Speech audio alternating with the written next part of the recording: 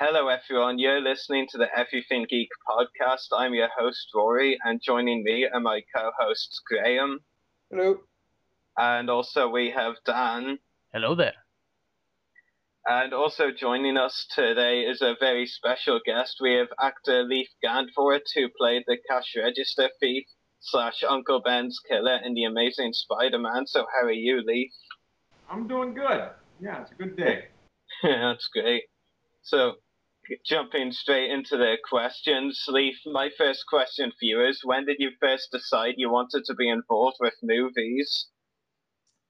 I don't know. I guess I got the acting bug when I was really young, and I loved entertaining my parents. I used to do stupid little characters around the house. I mean, it's not unlike anything that a lot of kids do, but then it was, I guess the idea of pursuing it as a career happened when I went to college, because I went to college with the intention of being a math major, focused on secondary education because I was really good at math.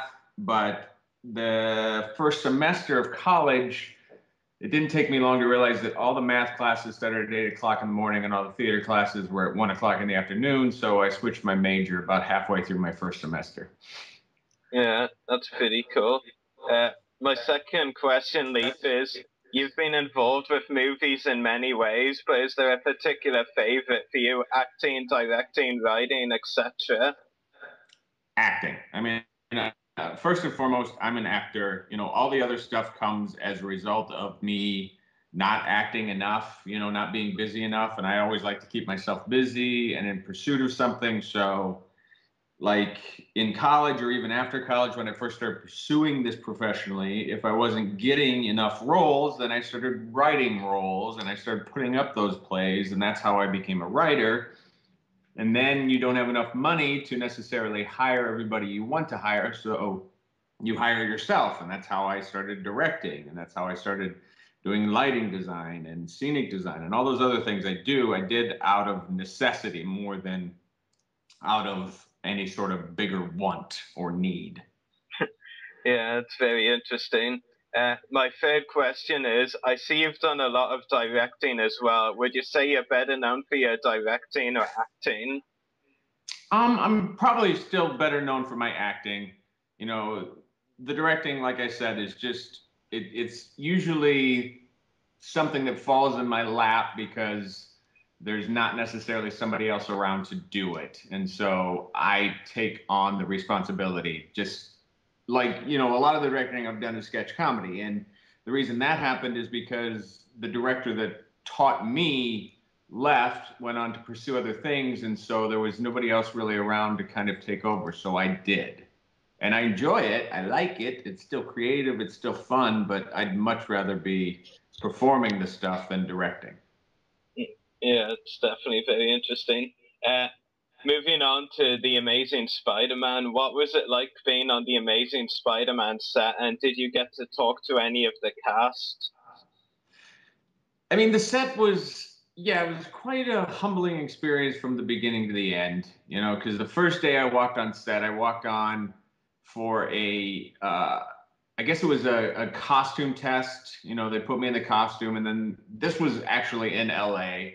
It was on the Sony lot. I had to go there and I had to try on my costume, and they were trying some prop stuff out. And I walked onto one of the sets, and it was just, I mean, it's massive. It's a $250 million budget. Everything is just huge. But the great thing is you're walking through this huge set. You're seeing all these people. You're seeing all these stars. You're seeing everything to the top of the game, and you walk through it all, and there's just chaos and people running all over the place, and all this stuff happening, and the person that's leading you through takes you back to Video Village, where all the monitors are, and there's this guy just sitting there, laid back, feet kicked up, and the person that was walking me through goes, "Oh, Leif, this is Mark Webb, the director," and I said, "Hey, Mark," and he said, "Hey, Leif, nice to meet you," and that was our meeting, and I was like, God, this guy's great. And that was kind of our relationship. He was just so laid back and so cool and so fun. And then, I mean, that was the same with the stars, with Andrew and Martin and everybody. They were just, it's hard not to enjoy yourself doing what you love. And thus, most people are just great and gracious and happy to be there. So it's just a fun experience the whole way around. Yeah, it's really cool. And do you have any upcoming movies or other projects you'd like to talk about? I have a horror film that I shot at the beginning of this year that should be coming out later. There's another psychological thriller that I shot like a year and a half ago that finally might be getting released. It's just this industry, it's so hard to predict things. You do your work, you get off set, and you hope that everybody else follows through on things. And sometimes they do, sometimes they don't. It's hard to tell what exactly gets in front of the people at the end of the day. Yeah, thanks for answering my questions. Graham, your questions. Right. I've only got three. When we see the Uncle Ben killer storyline continued in the next movie, do you think the character will return? And like, if the character does return, would you reprise the role yourself?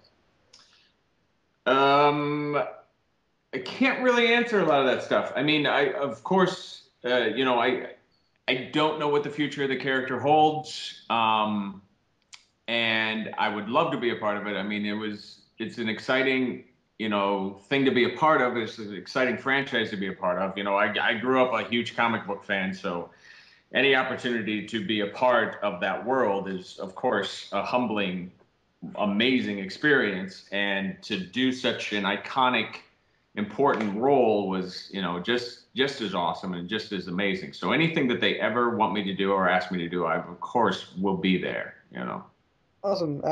Question two is, did you go through any specific method or any measures when getting into character for the role?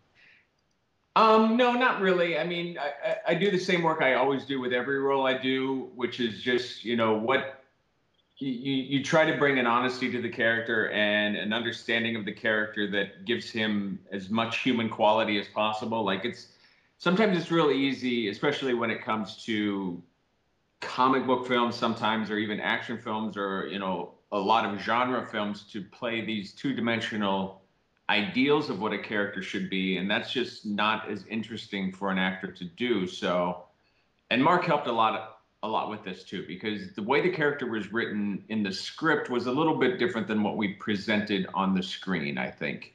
And it was nice to have Mark there say, no, let's do it this way. What does this guy want? What does he need? And give him that arc, so that it's not just some guy with a gun that shoots somebody and is proud of it and walks away and, is just evil for evil's sake. So I just, like I said, I approach the character the same way I do with every character, which is, what's the honesty? What's he want? What's he need? And how does he go about getting it? Of course. And my last question is, if you could be any other character in a future comic book movie, DC or Marvel or whatever, who would you be and why? Oh my goodness. I grew up actually as a huge DC fan.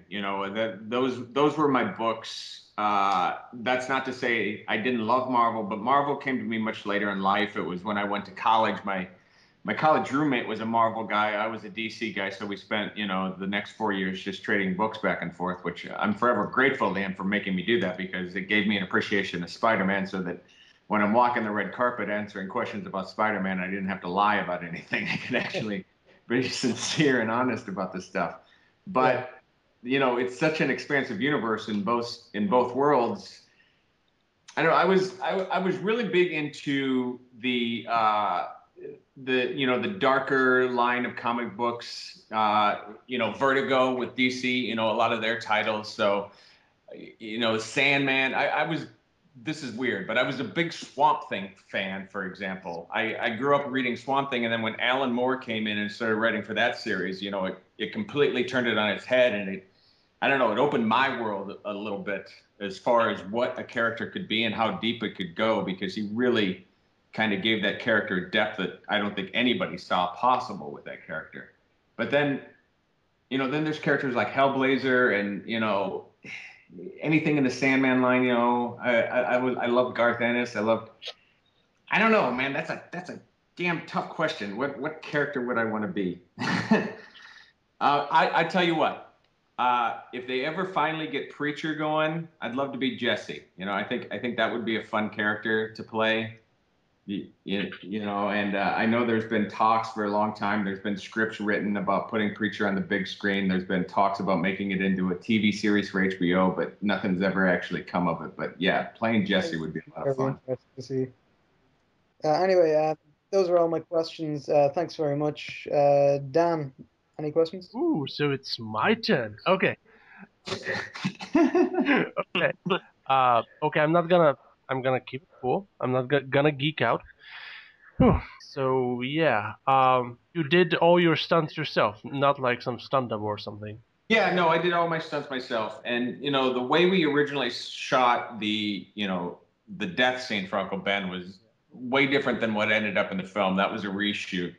So, yeah, in both versions, I did all my own stunts. They always hire somebody to come on set and do the stunts for you. But through my career, I've been fortunate and lucky enough to be able to, and I have training, so I've been able to just kind of say, I'll just do it myself, because I feel like that's important when it comes to character work, to do as much as you can with the character.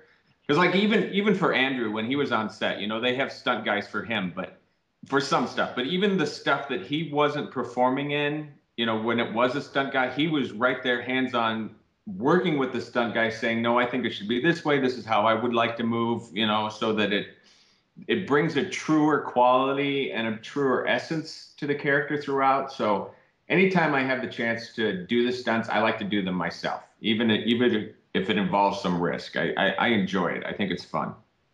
Nice. So I'm gonna go deeper into geekdom. You said that it actually was different, the whole scene that you shot about the death of Uncle Ben, the outcome with Spider-Man. What was actually different? Did you shoot like some death scene like in the comics, or was it meant to be more gruesome?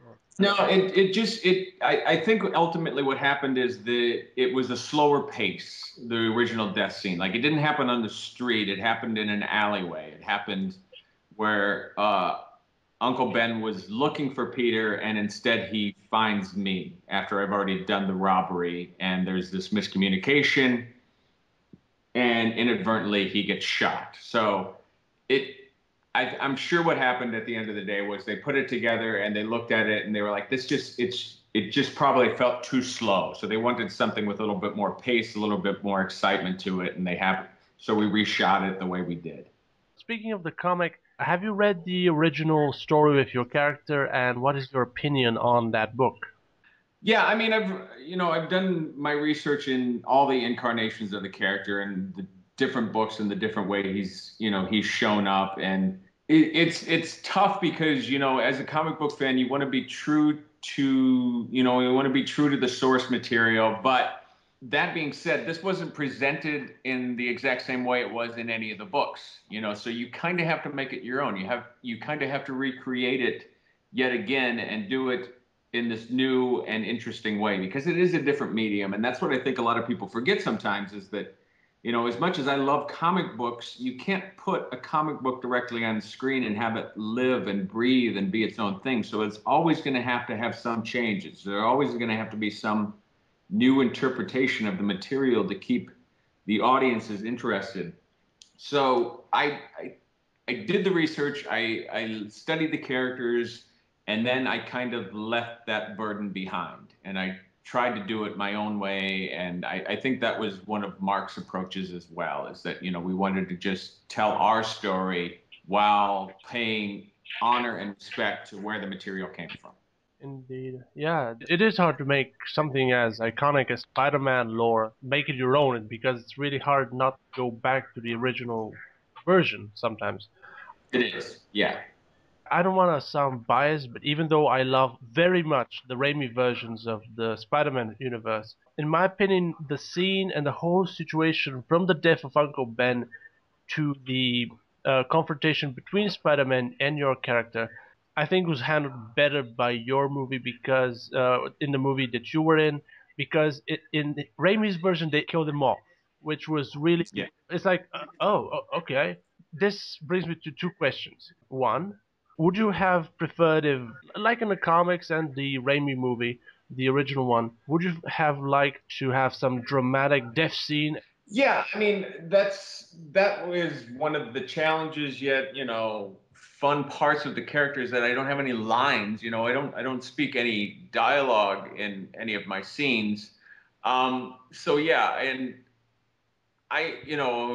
not to toot my own horn, but I am a good actor, and I do want the opportunity for people to discover that. So anytime I get more opportunity with something like that is better for me. Yes. So, but that's not to say that maybe is not in the future. The series isn't done. My character's not dead. He's still out there. So all that stuff still could be down the pike. Who knows? Going back to the infamous Spider-Man 3, which people were not very happy about, it's interesting that the actor who played the burglar in the original movie returned to be the partner of the actual killer of Uncle Ben, who was Thomas Hayden Yeah. Church. Do you hope to have expansion on your role? How would you feel about that? I mean, that would be awesome. I would, of course, would love to expand my role. However, I would go on record as saying I would like us to find a better way of doing that. Yeah. Because yeah, I think a lot of fans and myself included there was a little bit of disappointment in that because it's almost like I'm very sensitive to audiences' needs and audiences' wants, and the way they ultimately did it was, hey, this thing we told you that you believed and you were so invested in, guess what? We were kidding. Aha, it was a joke. No, that wasn't Uncle Ben's killer. It was this other guy, and it's a little bit of Kidding. I don't know. It's just I think it's insulting to an audience in some way because again, I love the original trilogy. I don't want to bash those movies too much, but just I think we can find a better way of doing it if there is my character's involvement in something, and it might not necessarily be that because it's pretty clear cut. I shot him, I killed him. We can't do the old switcheroo thing again. Yeah. So. But bringing him back would be really nice. Yes. I mean, I think there's still a lot of unanswered questions with what's going on with the character, with Peter Parker included, and I have faith that they are going to answer most everything, by the end of the 3 films, because they are planning to do 3 films. Oh yeah. Well, even though they're saying that they're gonna do 3 films, I hear things about Vulture and Rhino and Electro and Venom and Goblin being involved. That says to me like, whoa, that's more like 4 or 5 movies in my opinion to build up the Sinister Six or something, and just and 6 movies. Or I'm not saying that like to jinx it. Let's knock on wood. But like, there's a lot of room in 6 movies by 2 hours to bring your character back, in my opinion. Yeah, I hope so. Yeah, I'm a fan. I'm looking at all the pictures online too, and seeing Paul Giamatti as a Rhino and all that stuff. Yeah, it all looks fun, and yeah, Do you find? I have as much faith. Uh, What the heck?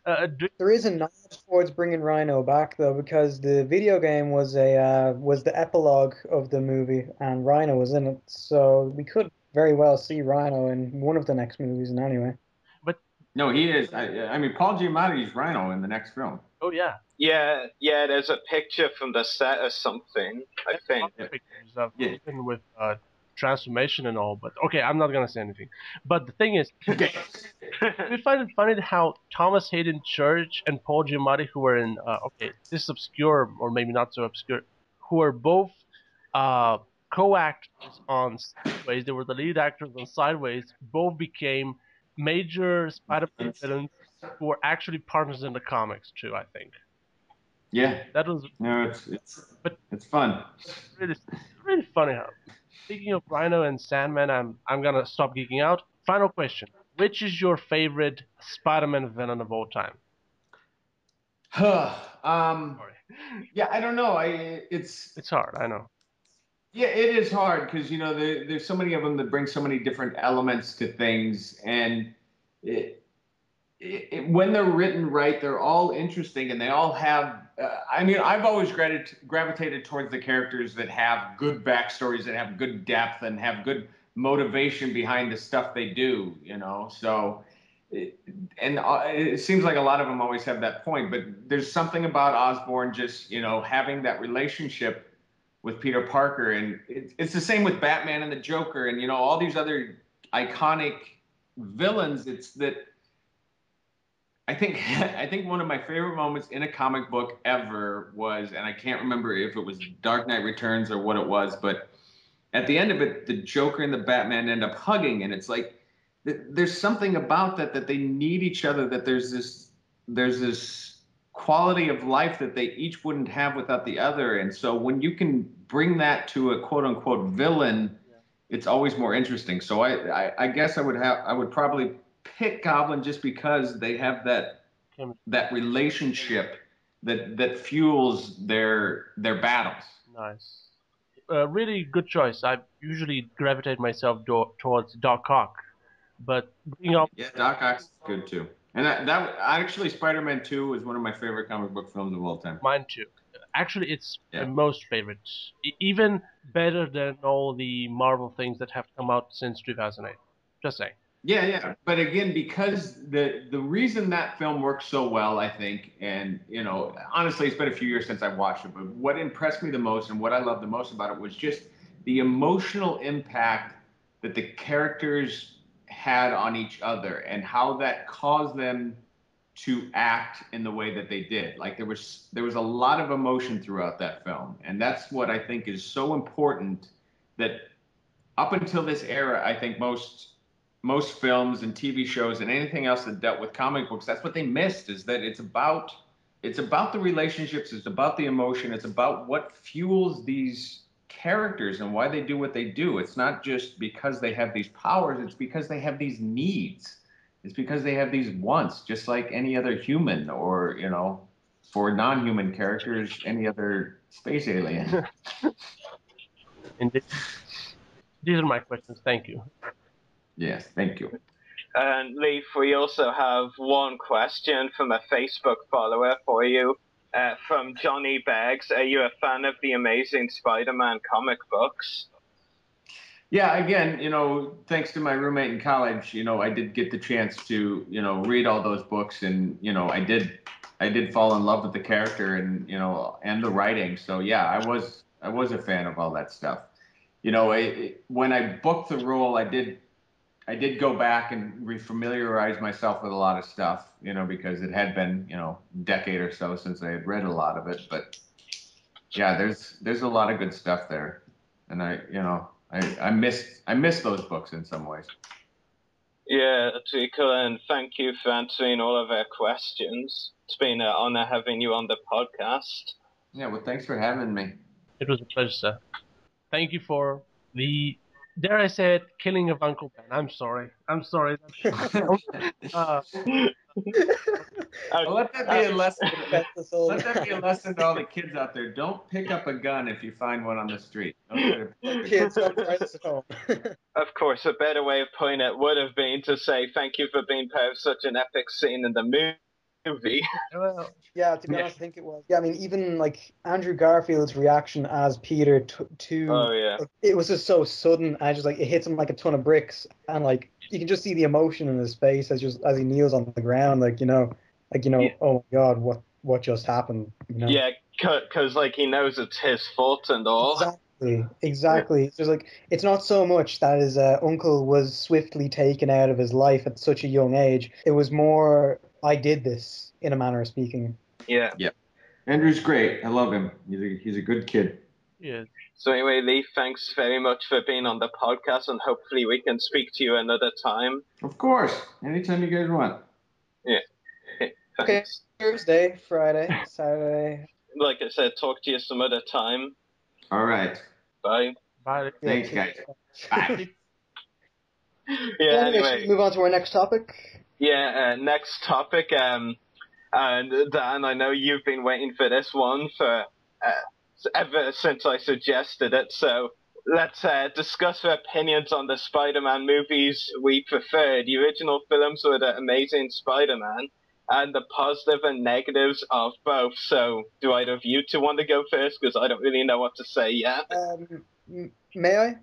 Yeah, go. I personally, as much as I did love the original trilogy, apart from Emo Peter and his disco dancing moves, I did prefer The Amazing Spider-Man because it was kind of more comic book accurate, I suppose we could say, in a manner of speaking. And it had Gwen Stacy first instead of Mary Jane.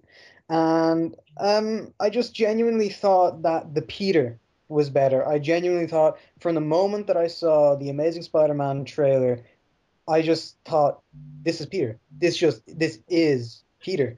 I genuinely I didn't think Tobey Maguire, he was nerdy, but he was too nerdy. You know, in the first one, he was kind of just like, he wasn't just a nerd. He was kind of just like, he was that creepy guy in the corner, probably. I'm not gonna lie, I was kind of creeped out at the fact that he was, I was kind of creeped out that he was looking over out his window at Mary Jane. To be fair, though, yeah, that is a bit creepy, but at the same time, remember at the start of The Amazing Spider-Man, come on, Peter was taking pictures of Gwen when she wasn't looking. Yeah. That was creepy too. Yeah, true. Yeah, true. Actually, I think the interaction between the characters, there was more chemistry in The Amazing Spider-Man between all the other characters. The emotions were there. There was points in the movie where, I cry at a lot of movies. There were points in the Amazing Spider-Man where I just wanted to start bawling on the floor. Even right down to when, spoiler alert for anyone who hasn't seen it, but I'd be very insulted if anyone hasn't seen it. When Gwen shows up at Peter's doorstep and she has the umbrella, it's raining. The atmosphere just really sets the mood, and the little bit of interaction when Peter kind of just says, yeah, sorry, can't be with each other. Obviously, in the last scene that kind of changes a little, but still, you can see where I'm coming from, right? Yeah, definitely. And just going slightly off topic here, I actually have to set the record straight on something. I don't hate Spider-Man 3. I actually enjoy it. Oh, no, yeah, most definitely. Yeah, I'm just putting out there because I see a lot of hate for Spider-Man 3, and I just want to put out there that I do actually like it for the most part. There are a few scenes, definitely, which I agree with Graham. Emo Peter Parker, just get him out of there. I absolutely love that scene. I just want to start playing the Bee Gees every time I see him doing the freaking 80s dance moves across just Napier. Yeah, those scenes were just so awkward. And anyway, going back to one of your original points, Graham, about Tobey Maguire. At the start, I did like him, to be honest. I thought in Spider-Man's 1 and 2, he was good, but then the more he was in the role, the older he got as an actor, really, I just felt he didn't, act so comfortable in the role, if you get what I'm saying. He did look very, very uncomfortable. Even in the crying scenes, which I know he does a lot of, and it is a very amazing skill as an actor to just, cry on cue like that. But, it just didn't look comfortable, and, he didn't have the same chemistry with Kirsten Dunst that Andrew Garfield would have had with Emma Stone. It just wasn't happening to me. Well, to be fair, and I have to correct you on something there. It's easier for Andrew and Emma because they're actually engaged, Actually, well, are they? Yeah, they are. Well, maybe not engaged, but they live together. I know that much. Yeah, and at the very least in a relationship. But maybe not engaged, but I think that's... Yeah, but the thing is, their relationship in Amazing Spider-Man wasn't really, they weren't really properly, saying that they were kind of going out, per se, and then they kind of had to split up at the end, I'd say that would have been very hard for them to do if they like each other that much in real life. I don't know. But, I just didn't feel it. I didn't feel the love with Tobey Maguire and Kirsten Dunst. It just wasn't there for me. Okay, although the movies were really good, I'm with you there, Ruari. I do like the original movies as well. Yeah. I'm a big fan, and agreeing with Dan from earlier on with Spider-Man 2. Alfred Molina as Doc Ock. They couldn't have picked anyone better, personally. Yeah, I thought it was great. Anyway, Dan, we've been depriving you. You can say something now. One of the things. It's a character for Spider-Man to be a voyeur and just to look over creepy at people. Secondly, Gwen Stacy, yes, better than Kirsten Dunst. I could agree about that because I have the hots for Gwen Stacy and Emma But I love Emma Stone ever since Zombieland. So basically, it's Amazing movie. because of Amazing Spider-Man. But the second movie of Spider-Man, the Raimi versions, is actually my vision for a perfect comic book movie about such a character. Because, yeah, you can never make Spider-Man like The Dark Knight and make it grounded into reality. Because it's a guy who sticks to walls and, yeah, fights villains like the Lizard and Doc Ock and all the others. The thing is, The Amazing Spider-Man, I didn't care for the Lizard. Because he was pretty basic, let's take over the world. I don't know why I'm gonna turn anything into lizards. Spoilers, if that's saying something. Yeah, I'm all over like villains with all megalomania and all not. In my opinion, so far they show that actually the Raimi villains are more personal because sure, Doc Ock tried to kill the entire city almost unwillingly by accident. Oops. Still, I think he was just in the moment. He was like, whoa, I can create this. And he didn't realize he was going to kill half of New York. But the lizard knew he was going to create an entire race of freaking lizards. And it was pretty generic. And the look, yeah, it is closer to the original version, but it looks silly, especially in the school when Peter throws that chemistry set at him. He basically looks like he's, yay, I'm smiling. It's like you're a giant, 3 meter tall lizard. You shouldn't be smiling. You should be scary. And I felt like I was gonna laugh at the lizard. The threat value was higher with Sandman and Doc Ock, especially Doc Ock. God, Alfred Molina was amazing as a villain for Spider-Man because he had that gravitas. He was emotional. He was everything that the lizard should have been, but wasn't. And especially plus the cool design. I mean, those tentacles did not need intellect. But so did the lizard did not need a scheme to turn everybody in New York into lizards. He could have just done this to cure himself, get rich, or something like that, or like some deeper meaning. I mean, heck, there are so many plots. In the end, I mean, the lizard started out well. I'm sorry for dwelling on the villains, but I'm a villains fan. I'm sorry. I apologize, Rory, Graham, listeners. I'm very sorry. I'm a villains fan. I'm gonna drool over a villain a lot. But Well, being a villain fan is nothing to be ashamed of. I mean, and in the end, became just as corny as Goofy Green Goblin in the middle of the first Spider-Man movie. Still, it's very interesting that they're actually taking the route that expanding on the parents because the parents of Peter Parker really omitted in the original. That's what I really liked about the Amazing Spider-Man, the way they brought the parents in, even if it was only for a few minutes. Yeah, it showed the backstory. Did we really need almost a decade later being actually a decade later of movies, but actually a lot of decades of being exposed to Spider-Man to actually see the origin story again and not just being thrown in right away into the mix? To be fair, though, I mean, it wouldn't really make sense for, new people watching if they didn't, show him, getting bit and all that. Oh, I mean, heck, let's say the Clone Wars. I mean, I know it's random to put it, but they threw us in the middle of a war, and most of us, those who didn't hate on the Clone Wars just because it retconned things, ruined canon or whatnot and stuff, we got sucked into that because eventually the show, with building up, made us care about the individual characters more and more. I can totally see where you're coming from with your point, but you see, the thing is, when a director reboots a franchise, he or she will want to put their own little take on that universe. Yeah, exactly. So they wanted it to happen differently. They wanted him to get bitten differently, rather than it just kind of being on a school trip, whoops, happens. It happened in more of a sort of curious, clumsy fashion.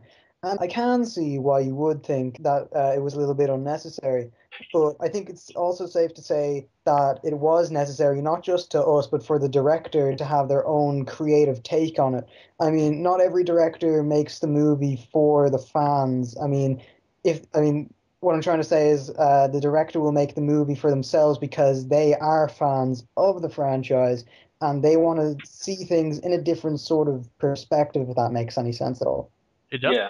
one of the best aspects of The Amazing Spider-Man was that the characters sounded more human. Sure, Peter Parker really spazzed out a lot. I mean, especially at times it's cool. Dude, you have Emma Stone drooling over you, and you're a geek. And he's like twitching like he has some neck syndrome or something. It's like he has that parakeet of the head like a pigeon. And I said, dude, why? Just stand still, play it cool. I know it sounds stupid from my end, but still, yeah, Tobey Maguire was also a loser in the movies, but he didn't like act crazy, kind of. In the first one, at least, he was, yeah, he was creepy, as Graham said, with the Windows thing. But God, I mean, okay, I think another reviewer also pointed out this. Freaking Peter Parker had Gwen Stacy as a desktop. That is creepy. That was funny. I can now see why that's a little bit messed up. That's creepy. But That's as for the twitching thing, I can see why that's annoying, but also I think they were just trying to get across the fact that he was clumsy. But yeah. honestly, I do agree with you. I thought it was good acting, you know, on Andrew Garfield's part when he was doing all that, though. Yeah, I felt he was really getting into character and whatnot. It was a little bit annoying after a little while. He looked like he had really bad ADHD or something like that, couldn't stand still, which he could have done, I don't know. The thing is, it did annoy me a little bit. I can see why you would be annoyed, but I think that's just what happens when an actor gets into a character. Well, at least towards the end of the movie, he still had better chemistry with his partner than, Yes. for instance, Kirsten Dunst and Tobey Maguire. The emotional factor is deeper. The creepy factor is deeper. I don't know where to go actually with this, except that the desktop thing still was creepier than creepy. And one of the stupid things was that if Ishran Khan was it the Iranian? Yeah, that one. He went nowhere. He was like, yes, I will poison people or something. Dude, why? My main annoyance with that character, though, was, you know, after the lizard attacks him in the taxi, and then we never hear from that character again, like, completely gone. And we didn't even see him die either. He just completely disappears. Yeah. I'm just gonna walk away and grab my check and go home to my family. Exactly. And again, I do see that happening because Mr. Khan said he did this role mainly because of his children, I think. That's why in an interview he said that his children, I mean, who wouldn't be a fan of Spider-Man, are fans of the comic, and they said, Daddy, you should do it. I think something along the lines of that. So I kind of understand that he was in the movie for how much Mark Webb wanted him. The scenes on the bridge was awesome. It really, again, like a lot of other things from this movie, reminded me of the first Raimi movie with the other scene on the bridge. We could debate this forever. We know what you're talking about. We know what you're talking about. Yeah. I know that my objections to Amazing Spider-Man are like chaotic. I'm sorry. But that is how my love of the Spider-Man movies is. And I still love the second Raimi movie more than this one. I mean, I'm hoping for the second Amazing Spider-Man to be even more amazing and maybe be the most amazing Spider-Man movie. But still, I love the second one more. Well, I can understand that from your perspective because you're a villain fan and the villain was more captivating. More, you'd be more something you'd be more interested in. Everything you said was valid. Andrew Garfield was amazing. Actually, the cast is amazing. That's what I want to say. Even though I love the previous movies a lot, especially Sandman, I just love Thomas Hayden Church as Sandman. But the cast in the new movie was amazing. Martin Sheen as Uncle Ben is the best casting of Uncle Ben I could have ever seen. I mean, he is the best actor they could have picked for Uncle Ben, especially when he just makes fun of Peter and just like basically. Sorry to cut across you, but I just like how now I'm just thinking. I love how Uncle Ben actually started telling Gwen that he had. Oh my god, that was so funny. Yeah. Like, he's got you on his computer.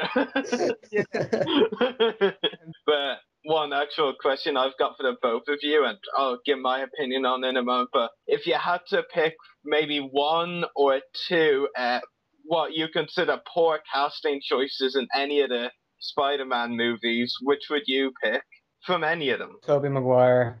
Tobey Maguire. And two. Tobey Maguire. Okay. So you pick Tobey Maguire, like, that's it. Tobey Maguire. Just. I have my reasons, and I'm not going to talk about my reasons because I'm not going to lie, I'm not going to stop. So yeah, we just might as well move on. Tobey Maguire. Okay, 2. Okay, Rory. That's a conundrum. Give me an hour. I'm still here. So, do you want... Thinking. Have you got one? Okay, I have. Okay, Graham, you have still one choice of poor casting while I'm... one more choice of poor casting. I don't think I actually have any other specific complaints about the casting so much as some wacky stuff that kind of happened in between. You know, I didn't like, in Spider-Man 3 when they brought Gwen Stacy in randomly. I thought that was a bit cheap, and the character, the person that they cast as Gwen Stacy, her performance was good for the character that she was made into the script, but she wasn't the Gwen Stacy from the comic books. Yeah. It's the Gwen Stacy that I'd have grown up with reading. Yeah, they didn't use the character all well, and I have to actually admit that was one of my two. So, Dan, do you have any, or do you want me to name my other? Oh, I have to. Still think that the Lizard Boys, Rhys Ifans, the Irish guy from that Sandler movie, he was a poor choice for the Lizard. I'm sorry. That's one. That's one of the weaker. I'm chewing the scenery, Willem Dafoe, to him. Okay. Next choice would be...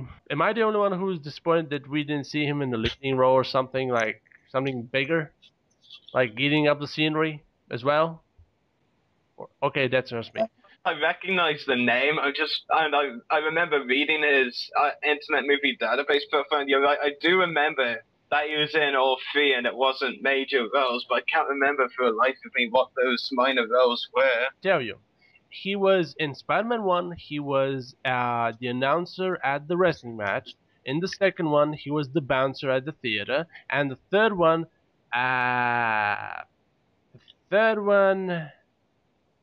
where did... Oh, he was the guy who was at the crowd, I think, during the fight with Sandman. I think he was there. I'm not sure. I actually remember little of the side things except Sandman in Spider-Man 3. But, and the other poor choice, Venom in Spider-Man 3. Weakest choice for Venom. Because he was good for Eddie Brock, but he wasn't good for Venom. No. He was horrible because, okay, if anything they could have twisted was because, God, you have J. Jonah Jameson's son played by the amazing J.K. Simmons. Oh, he was amazing. I'm going to kill you with lemons, J.K. Simmons. Okay, they have his son who is actually left at the altar because of Tobey Maguire's Spider-Man. Who better? He's built. He could play Venom. Who better to play Venom in the third one? No, they go with that 70s show kid. God. I can see why you wouldn't like him, but personal preference, I enjoyed his performance. I just don't like how they took away the scary Venom face. Yeah, I know, but they could have made it like more of a rivalry. I thought he played Eddie Brock, in my opinion. Yeah. One question: which Aunt May do you prefer? That is actually just so coincidental. My other one I wasn't happy with the casting choice was actually Aunt May in The Amazing Spider-Man. I don't know.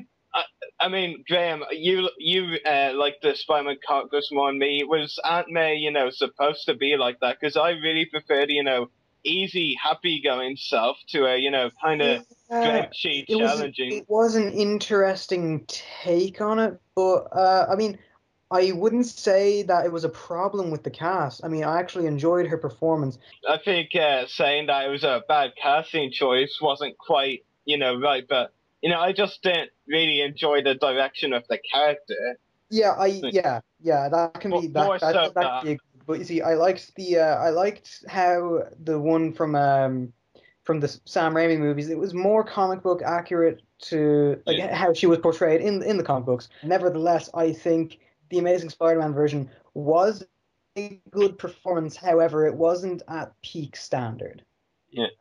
Yeah, I just thought, in the original Spider-Man films, she was, Aunt May was just like really nice, never, and not really, but on the rare occasion she was a bit, angry with Peter. It wasn't like excessive, It but was more. It was more like a moral. Like it yeah. wasn't getting angry. It was a moral outrage, I suppose we could use that. Outrage kind of sounds worse than what I would have said, but yeah. Yeah, it was like it was more like okay, moral reasoning, except Yeah. abruptly and Well, slightly Okay. raised voices. So anyway, are you both ready to move on to another topic? Yeah, sure. Yeah. Go. So for our last topic for tonight, as we all know, it was E3. So, there was a lot of, gaming reveals, and of course, Graham and Dan, both much bigger gamers than me, but no, there are a few cool games that we'll bring up. First of all, the obvious one to bring up, first of all, Star Wars Battlefront. Oh So, my God, yes. yeah. Yeah. Oh yeah. By the way, Graham, seeing as you've been out all day, I doubt you actually heard the sort of new news article regarding Battlefront. No, I have not. I was too busy watching Man of Steel. Someone from, I think it was DICE, it might have been EA as a whole, though, but whoever it was actually said that, they're trying not to make it like Battlefield, but not in the bad sense. They're trying to make it its own game. Like, Yeah. they don't want it to be too similar to make it feel like they're copying both Yeah, I mean, games. they want to, like, as any gaming developer would, they want to make their next project like respectful to the classic, but at the same time try and bring in something new and fresh. But I mean, it would be a fool's errand to it would be a fool's idea to try and integrate it with Battlefield completely. Which I mean, I'm not saying they are doing that. I'm just saying that it would be a stupid idea if they did. And I'm kind of glad that that Battlefront is in capable hands because DICE are very, very good at creating atmosphere, and they are very, very good at making something entertaining and making something worthwhile paying for. But I'm looking forward to it. I'm actually really pumped for the next Battlefront. I think it's in capable hands. Yeah, it'd be great for the new Battlefront to come out. We might have to wait a while. Probably, I'd say maybe late 2014, like when Rebels is coming out, the TV Yeah, show. that would make more sense. It would be kind of like it would be it would conjoin. It's like the Blu-ray releases of the movies coinciding with the Clone Wars release of season 4's premiere on the 16th of September. Yeah, that does make sense, definitely. Okay, but one thing about the Battlefront thing that I'm hoping that they really don't do it like Battlefield, because as much as people love these games, they can be pretty repetitive. Because I'm sorry, Black Ops and I know this is a different series, but I'm sorry, Call of Duty, all the Modern Warfare ones, Black Ops, whatever, and especially the Battlefield ones, they're so similar.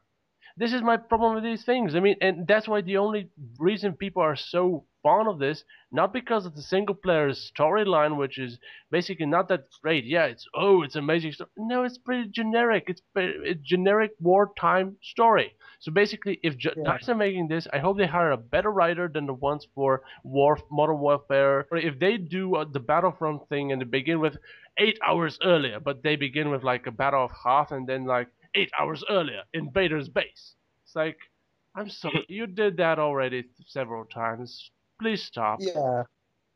My main problem nowadays is that they don't focus on the story too much. I mean, the main reason that I buy a video game is because I want a good story. Yeah, but to be honest with you, I mean, this is why I kind of keep edging, getting away from gaming, is because, I think the fan base, some of them like us, we actually care about story, but, a lot of the fans of, video games like Call of Duty, Battlefield, they just want it for the multiplayer, something like that. They don't even care for the storyline. And I'm not saying that, the writers and producers, whoever, aren't trying to make a good storyline, but, some of the fan base just don't even give the storyline a chance. They don't care for it. I mean, which frustrates me a bit. And getting to your point, Stan, I will grant you this. Modern Warfare series, yeah, that was definitely repetitive. I mean, the missions themselves, I mean, aside from a fair, only a couple or so in all of the games, there wasn't really many missions I liked, but I disagree on Black Ops. I thought that was a great storyline, and I thought only got better in Black Ops 2. And, yeah. And this was with me originally hating Black Ops 2 as well. When I got it, I liked it. Well, rented it, so to speak, you know. Okay. Okay. I'm not gonna respond to that. So next, next on the list. Oh, coincidentally, we've got Call of Duty. No freaking way. Move on. Okay, I'm just gonna say my point first, if that's okay, and then I'm not gonna talk anything about the topic because I'm a little bit. Ruari knows I'm a little bit mad at the moment at Call of Duty, so I'm just gonna keep my point straight, well, to the point. The only thing so far that seems okay about Ghosts is the story seems from the trailer a little bit different. I loved the little narrative that went on in the trailer, and two, you're able to use a dog. I love dogs. That's Oh, it. yeah, Take it away. that was pretty cool. Yes, because if something has shown that atomic bombs are best stopped by dogs. Okay, well, I don't know. You know what I'd love to see from a Call of Duty? I'd love to see from the quote-unquote enemy's perspective. I want to see You want to people. dog? I want to see like an Afghanistan sort of version of it if they're going to keep to Modern Warfare. I'd like to play as maybe an Afghan soldier, or if they want to bring it back to World War II, I want to see what it's like to play as a Nazi or something like that, or a Japanese soldier. Yeah, I would definitely just prefer if they went back to World War II, but I still am pretty happy with some of their recent, releases. Seriously, I don't know if the United States of America, citizens of the United States would like to play as the Taliban. Look, what I'm trying to get across here is that they're being biased to their views, and you know what, they have rights to their views and all that. But I mean, I don't like the way that they're pointing them out to be the enemy too much. I mean, at the end of the day, some of the Nazis were. No, please, let me finish. Finish.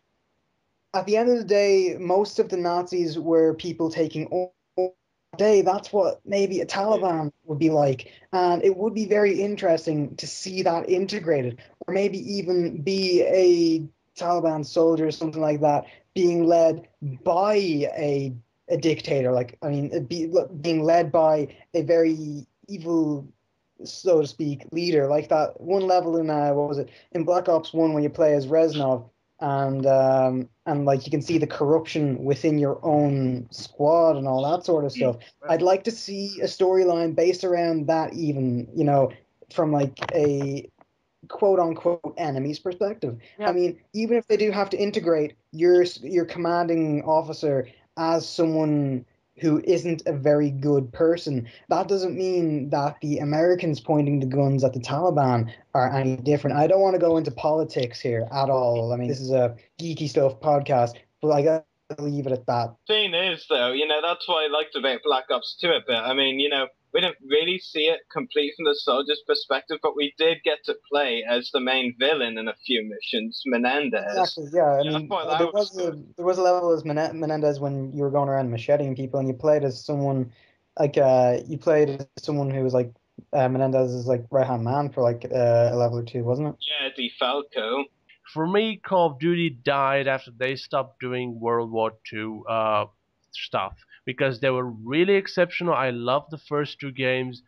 Oh my god, they're amazing. I'm sorry, because they tried to illustrate and portray existing events, not like Battlefield and Call of Duty now, like random attack there, random Middle East battle there. No. Like in Call of Duty 2, you had D-Day, which was really spectacularly done. That was really well put together level. I have to agree though. I mean, my favorite from Call of Duty would definitely be the originals, because, they focus on World War II. Really, that's what I liked about the first Black Ops as well, It was, events that did happen in the Cold War, but But then in Black Ops 2, I mean, I still really like Black Ops 2, but I remember when the first trailer came out and I saw the, words, Sergeant Frank Woods, The Vault 2025, and I was like, what happened to the Cold War? And then I started raging at Black Ops 2 until I found out that the Cold War was still a part of it, just, earlier missions, and they were all connected, I thought that was okay, but, at first I was raging about Black Ops 2 because of that. Yeah, but getting back to Ghosts, of course, because that's what we're meant to talk about. I did watch the two gameplay videos from E3, Into the Deep and No Man's Land, I think they were called. I thought they were okay. I think Into the Deep, it was really well. The graphics were really good. I mean, you could really feel, the sea creatures, coming up close more than ever. Actually, it felt more, powerful as they just went by, if you get what I'm saying. You probably don't. What I like was the little mechanic where as you're underwater, you're swimming, and like as you're getting close to the fish like swim away real fast. I thought that was a very well put together feature. I mean, in general, as it was, and like, it does look interesting at the very least, but I'm not completely wowed by it. Yeah.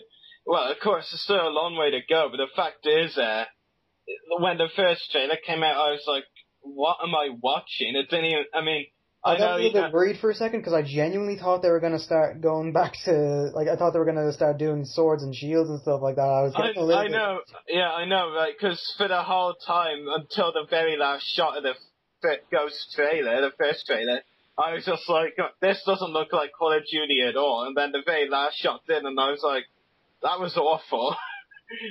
But now with the more recent gameplay videos and hearing news and behind the scenes stuff, I'm not completely convinced, but I'll give it a go, sure. I mean, I thought I was going to hate Black Ops 2, gave it a go, and ended up really liking it, so I might as well give Ghosts a go as well. It could be really good. At the very least, I might rent it. Or... Yeah, that's what I mean, because, as you know, I don't buy games anymore, unless they're really reduced prices, I just rent them. One thing I do have to give, the people behind Call of Duty credit for nowadays, though, is they're really, like, trying to get good stories in, They're bringing in good big writers from movies and all, maybe not big, but, writers who have worked on movies, like, Graham, you of course know this, Black Ops 2, they got a writer from The Dark Knight Rises, who wrote most of the script. Yeah, they had a writer from The Dark Knight Rises on it. Well, The Dark Knight Rises, but yeah. I thought, it might have been The Dark Knight. So long since I watched the trailer that said that I forgot, but no, that was pretty good. And then in one of the more recent trailers, they were like talking about the emotion and saying that they got a specific writer from this emotional film or something to specifically write the emotional parts or whatever. Particularly make Ghost an emotional story. Yeah, I know what you're trying to say, but at the end of the day, it could be just a marketing gimmick. It usually is. Yeah. Well, to be fair, I don't know. Graham, don't take this as an attack, but because it really isn't. But if they said for Halo that they were getting in a Dark Knight writer, wouldn't you be, kind I'd of? actually be a little annoyed, to be honest, because he's not he doesn't strike me as a sci-fi writer, and Halo's a sci-fi game. But if they got someone like Ridley Scott or something like that to write it up, or if they got someone like dare I say it, even J.J. Abrams or something like that, if they got a sci-fi director or a sci-fi writer to do it, then yeah, I can be inclined to agree. But I don't know. It's just I'm not hating on Call of Duty too much. I do like the original games. I just don't like the most recent ones, as we clarified earlier on. But I mean, I just don't like the way it's turning into a marketing gimmick. Even if I don't like the way they blatantly announce it in the trailer just to try and get people to buy it. That's all I'm saying. Well, to be fair, there's one thing really that we do have to say in Call of Duty's favor, and this is towards Infinity Ward's favor really as well. You know, when they first announced Ghost, they specifically said we were thinking of making Modern Warfare 4, and you know what? That would have been the easy thing to do. So we thought, no, screw Modern Warfare. We're gonna make a new storyline, and we're gonna make it just in time for the next generation consoles. You know, that's right. They could have taken the easy way out and make another Modern Warfare, which would have made any sense, really. Essentially, it is a type of Modern Warfare, but nah. No, it's not. I don't know. Well, we have to wait and see until it comes out, but I don't really think it is as such, in my opinion. We'll see, though. You see, the Call of Duty is very... I'm on a very 50-50 basis with it. It's like, to really get me to play one nowadays, it's really a flip of the coin. And to be honest, Halo 4 I found was a little bit underwhelming myself as well, because, I mean, I don't know, it felt sort of like an original Halo game, but at the same time, it didn't. I mean, I was a little bit wary because Bungie handed it over to 343 Industries, but I mean, you know, like, don't get me wrong, I'm not on the very kind of like COD versus Halo argument. I do like both franchises, but I mean, it's just not working for me anymore. If anything, like. Yeah. Well, to be fair though, the more any franchises, no matter what it is, video games, movies, TV shows, the more they go on, the more they'll struggle for ideas, really. Yeah. Okay, moving on. Graham, are you excited for Halo 5? Kind of. Like I said, Halo 4 was very underwhelming. 343 did the best that they could with it. All I'm going to say in regards to 343, fix Forge. Please, fix the goddamn Forge. And that's all I really have to say in that regard towards it. I really do want to see a more progression with the Master Chief story, because in Halo 4 they did give him more dialogue and they made him a little bit more human. And the trailer does open up quite a lot of questions. The only thing that I really have to say is, in the trailer, why was he wearing cloaks if he was in full battle armor? I mean, I know it's sand gets everywhere. This is battle armor. Yeah, I actually have to have a confession to make, Graham. I actually watched that trailer, and the whole time I watched it, I only had one question on my mind. Do you want to know what? Why was he wearing the cloaks? It's very similar. What I was actually wondering was, why does it look like he's wearing a Jedi cloak? Yeah, I thought that as well myself. Like, all I was thinking was, these aren't the droids you're looking for the entire time I was watching the trailer. I mean, what I did like, though, it opened a lot of questions in terms of, like, why is Chief holding Cortana's... spoiler alert, for those of you who haven't played Halo 4, I'm going to give you a few seconds to fast forward a bit. Why was Chief holding, like, Cortana's broken data chip when he knew that she was deteriorated and gone? You know, is he opening the question that she could possibly be brought back? But at the same time, I'm a little bit annoyed at that. Why would they get rid of her in Halo 4 only to try and bring her back in Halo 5? It's just, it doesn't make sense. It's actually a little bit stupid. I'm not going to lie. However, I hope, to be honest, that she doesn't come back, because I would actually feel a little bit more of an impact if he went through all that trouble to find, well, his friend back. I mean, I know she's only a computer system in some regards, but like, I think I'd feel more of an impact if Chief went through all that trouble to try and bring her back, but knew that it was a fool's errand, that it couldn't be done. But even then, I mean, this is only a teaser trailer. There is more to be seen. And I am quite excited to see what they can produce, but to be honest, I'm still in a very 50-50 situation with 343. I thought at first, initially, that it was in capable hands, but I was a little bit disappointed with Halo 4, and I hope that 343, I don't mean to be rude or anything, I hope they learned their goddamn lesson. Anyway, I'm sure you both are excited for this next game, and Batman Arkham Origins. Oh my god. What do you both? I saw the E3 gameplay. I am quite impressed. I was rather hoping for a continuation of Arkham City, but I mean, I'm just kind of glad that we're now finally getting a fully blown map of Gotham City, rather than exploring Arkham or exploring Arkham City, which was, in its defense, part of Gotham City. But, I'm glad that we're finally getting a fully free roam, full version of Gotham City in itself. And that alone is enough for me. And I'm quite impressed with the addition of the random street crimes that happen. It will make you feel more and more like the Dark Knight himself, because it's in his second year of crime fighting. He's still a little rusty, so you are going to have to take down the odd crook or two to make people afraid of you. And as for the voice acting situation, a lot of people were annoyed that Kevin Conroy isn't coming back to voice Batman for this game, but he did let slip that he is going to be doing another Arkham game that's set after Arkham City, possibly. But I am actually confident with this other voice actor. He voiced Chris Redfield in the Resident Evil series. He voiced, I think, Sonic the Hedgehog as well.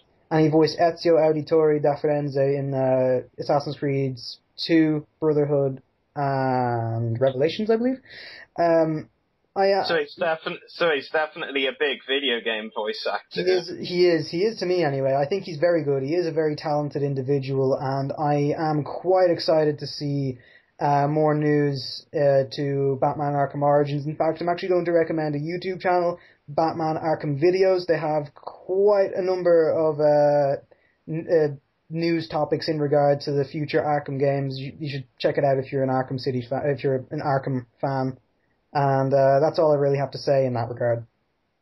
So, Dan? The voice acting, I was a little skeptical because it's not Kevin Conroy, but as Graham explained, sure, it's a younger Batman. It's even though I'm not sure what does Graham mean by he has to make his mark on the world since he's new to the thing.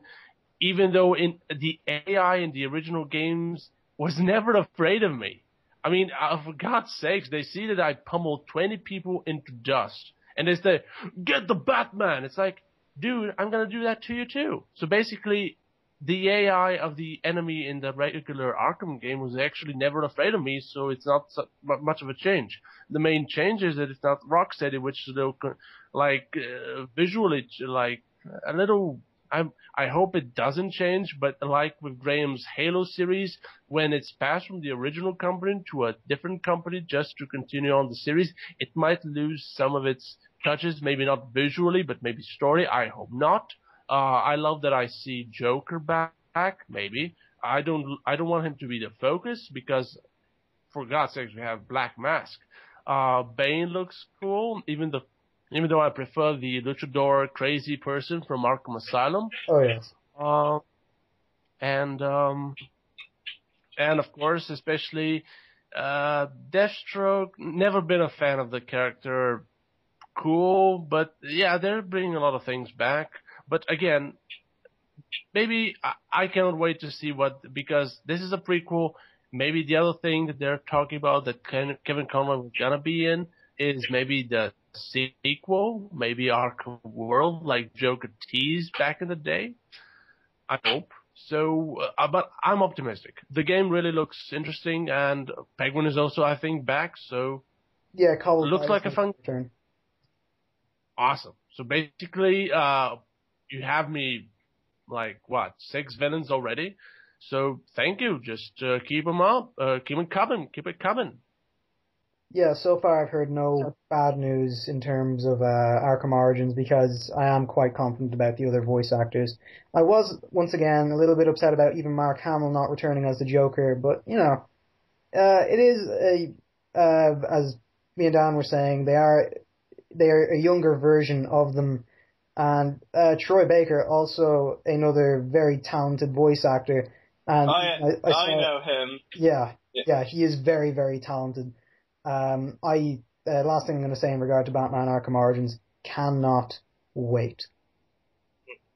Yeah, surprisingly, even though I know he's been in a few Star Wars works, actually, I first heard Troy Baker, in Brothers in Arms. He's been voicing the main character in that video game series. That was, Troy Baker. He voiced Sergeant Matt Baker, the main character. Yeah, it probably is actually the best World War II video game out there. And really, I think that what makes it so good as well. All these other, games, Battlefield, Call of Duty, Medal of Honor now as well, they've all gone away from their roots.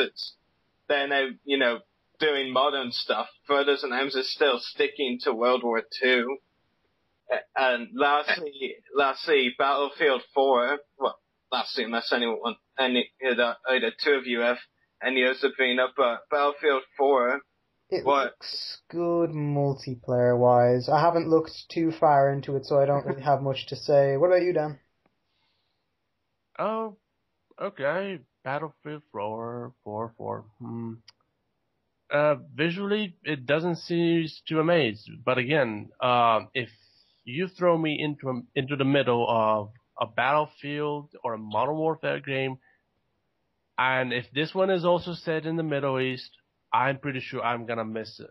Because as not a hardcore first-person shooter or a fan of Call of Duty or Battlefield, I'm pretty sure I'm gonna mistake which game I'm playing, because both the Black Ops and all these games are really similar in terms of gameplay. Yeah, they have tweaks and things that I know the hardcore gamers are gonna point out and just kill me over. But if you're a casual gamer who just loves to play mainly Star Wars games and not these first-person things, I'm pretty sure I'm gonna be lost. Rory's gonna lie to me. He's gonna say, "Look, Dan, I was gonna tell you you're gonna play Battlefield 4, but actually this is Call of Duty Modern Warfare 6." What? And I'm gonna say, but just saying that. Yeah. Say me, I'm not gonna question you. I'm gonna just say it's the new one, and then you say, "Psych! No, it isn't. It's Black Ops 2." But they're not even. I'm not even going to point out that they're not making any more for Modern Warfare. Thank God. Yeah, I can see where he's coming from. He's using it as an example, obviously. Yeah, I know. I'm just kidding. Yeah, I agree with Dan on this point. I mean, it all is very, in terms of Modern Warfare shooters, it's very copy-paste, and they throw in the odd feature every now and then. But, visually, from what I've seen, it looks acceptable. It looks really, really good visually. But I want a good story. Yeah, I saw some of the gameplay video for Battlefield 4, the 17-minute one. I thought it looked okay. Wasn't really wowed by anything, though, to be honest. Yeah. I hope they're not doing the Middle East. I hope they go somewhere else. But one thing that I loved about the Battlefield 3 game was its tank gameplay. The moments when you play with a tank. That was really awesome. Yeah, I like the vehicle perspective in Battlefield, but I'm inclined to agree with you on that. So are there any other games that had a presentation or something at E3 that you want to bring up? Actually, yes. Are either of you aware of the online MMORPG called World of Tanks? Or at least one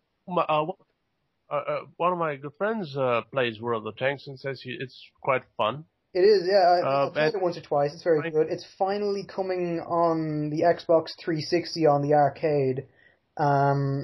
I'm actually looking forward to it. I mean, it looks half decent. It's kind of catering to people if they don't like particularly using PC games, then they can kind of do it on the Xbox. Or I think it might be coming to PS3. I'm not too sure. Don't hold me to that. I do know for certain that it was shown at E3 on the Xbox 360. Anything else that I would have known from E3? Apparently some. If any of you are fans of Achievement Hunter, they showed some fishing game or something. I don't know, but that's not particularly interesting to me. But I haven't got much to say about E3 releases announced. But recently I downloaded a game called State of Decay. It's like a zombie simulation. It's very similar to DayZ mod on Arma 2, if you've heard of that. But I mean, it's good. I recommend it. It's very interesting because it's at the start of the infection as well, so no one really knows what's going on. So it's very interesting to see how the characters react to certain situations. And I gotta admit, this is like the Walking Dead game that we never got. I mean, the Telltale game is amazing, which for the record, there is actually a new DLC for Season 1 coming out. Just thought I'd throw that out there. The actual the State of Decay is like the action Walking Dead game that we never got to see because Survival Instinct was very underwhelming in my opinion. But yeah, it's like I've had moments where if either of you seen the first episode of Walking Dead, Rick goes into Atlanta on the horse, he turns the corner thinking it's a safe place, and there's a cluster bomb of zombies, and he runs away. That happened to me in the game. I was in the main city, turned the corner, massive horde, had to run for it. It's very heart-pounding. It is a very, very good game. You have intrigued me, sir. Oh, this sounds. Oh, okay. I have to. I have to find this now. Ooh. Well, I certainly recommend State of Decay because there is this other amazing feature which I won't ramble on too much about because we're probably running out of time. Okay.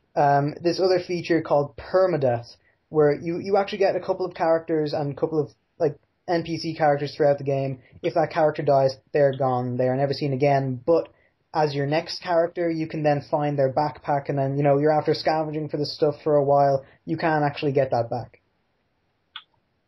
So basically, that's like the it's more impactful but it reminds me of Zombie U because I think Zombie U did also something like that when Yes. you play as a character and you died, and then your previous character is a zombie and they have to bash his head in. I'm sorry. I don't know what's happening to me. I've been on a bloodlust all night. I'm sorry. Anyway, Ruari, do we have any more topics left, or? No, we don't. But I just have to say one last thing, kind of amusing thing left on E3. I was reading through a list of the games that had, presentation, gameplay, trailers, whatever shown at E3. And I see that nowadays, because I haven't played any of them for at least 2 or 3 years, I see that football games now aren't on the PS2 anymore. And those were when all video game series, changed over to PS3, Xbox 360 and all that, only football games were still on the PS2 as well as all those consoles, and now even those aren't anymore. So, interesting fact. Yeah, I never really got into sports games personally. Yeah. Because I'm not a sports person in real life, so I don't want to pick one up in the game. Yeah. We nerds play video games for a reason, so we don't have to be badgered by people who play sports.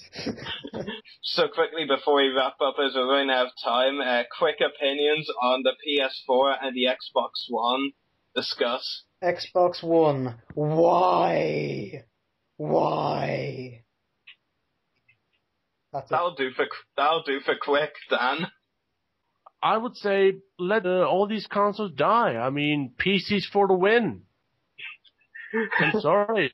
Xbox has really just killed themselves. PS4 I never cared so much about, but still they've done more than Xbox. And I'm sorry, that ad was, okay, I'm gonna be quick. That ad when I'm not sure, maybe it was the CEO, but then this is how you lend your game.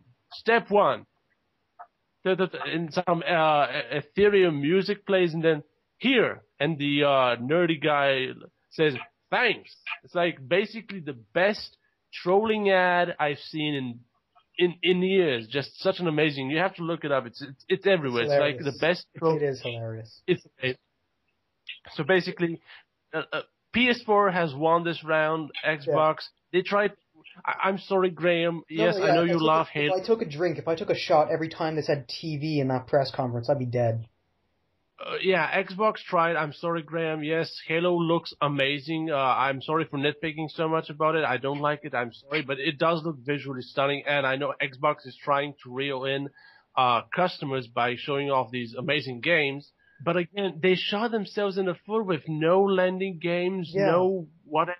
I was all really those restrictions. Because, see, I'm a pre-owned game buyer. I'd say a good 80% of the games on my shelf to my left are pre-owned. And I was really annoyed by that because, I'm a pre-owned gamer. I mean, I'm not gonna lie, I love getting stuff really cheap. I'm a scab that way, but still. Why? Please, Microsoft, tell me why. I'm your friend. But, I see, nevertheless, I am probably gonna try and pick one up for Halo. And that's, I want another reason to buy one. At the moment, it's just getting very, Why, Microsoft? Why? I mean, the thing is though, like, from what I heard, the only positives about the Xbox One are like things that PlayStation already covered. You know, PlayStation 3. Yeah, exactly. Dan. A console, a TV, the next thing is gonna be a dishwasher. I'm pretty sure it's gonna be a dishwasher. They're trying to be everything but a games console, which really, really annoys me. I mean, like, I don't want to watch. I don't want to watch TV on my Xbox. I have a TV. I like my TV. I want to play games. Where's my games? Exactly. And my favorite quote, and one of the features that was bulleted, I think, in one of the official press releases from Microsoft, is like, now, thanks to the Xbox One, you can invite family, friends, and whatever. I'm not quoting exactly. To your house, they can have access to your game and play them on your system in your house. Dude, it's like this has been around like decades. Why are you trying to rediscover the hot water or the toilet? It's like, why? On that note, I think we should wrap up. Yeah. So to wrap up, make sure to check out our YouTube channels. The podcast is www.youtube.com/user/everythinggeekcast. My other YouTube channel can be found at www.youtube.com/user/separatist-destroyers. Dan's YouTube channel can be found at www.youtube.com/user/Dan-Grievous-Returns. And check out Graham on Everything Geek Podcast on some random Facebook photo. Well, you can just check him out on the Everything Geek Podcast Facebook page. That should do. And also be sure to check out Leif's website at http://leifgantvoort.com. And geeks out, everyone. Geek out!